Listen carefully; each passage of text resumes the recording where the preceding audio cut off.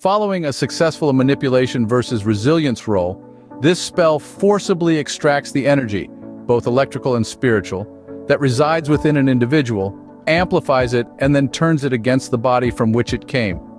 Visually, it appears that an envelope of bright lemon lightning engulfs a now completely stationary, yet standing character. This ravaging field of coursing energy inflicts the health points on round-up to the victim each round. E.g., a character with 31 health points is afflicted with this spell. He/she suffers 4d8p in the first round. A total of 16 is rolled. If the spell expiry roll does not come up and no one has dispelled it, or move the character from where the spell was cast. The Essence Squall does not move once cast. Then he suffers 2d8 health points in the following round.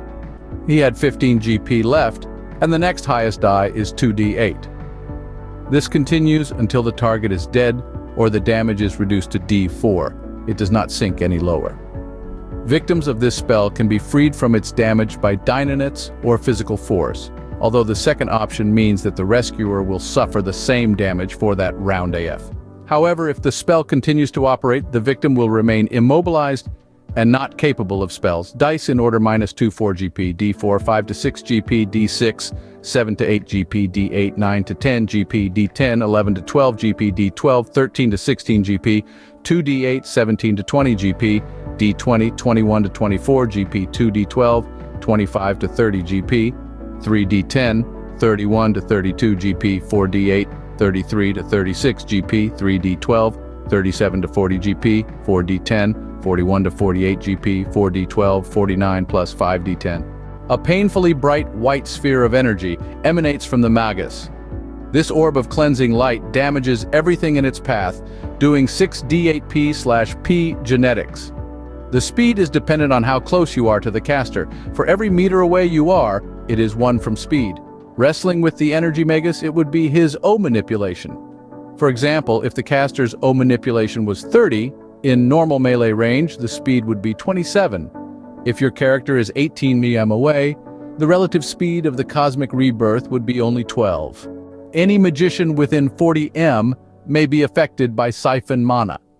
After making several rising gestures with the fingers and hands from the feet of all magicians affected by this spell and through the ground surrounding them, waves of lime green light emanate towards the caster. 2d20 magic points are drained from each of the victims, and these are added to the energy Magus's total, even if this exceeds his/her normal level. A standard spell expiry roll determines for how long the energy Magus's magic points exceed their normal tally. This spell has no effect on flying opponents. Assume energy form, range, personal spell expiry roll applies, rolled 1 round in advance. With the casting of this spell, the practitioner alters his/her form from flesh to that of glittering golden energy. In this configuration, the body is not injured by non-magical aggression, nor is it susceptible to many forms of indirect attack magic.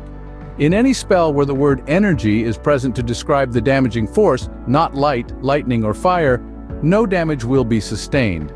Fire is still partially effective in that the initial damage is suffered, although there is no chance of ignition. Unlike Darkness Elementalist with Shadow form, Energy Magi can cast spells while in the manifestation corresponding to their element. Enchanted energy weapons inflict half of their usual damage, round down, when striking or shooting an energy Magus in energy form.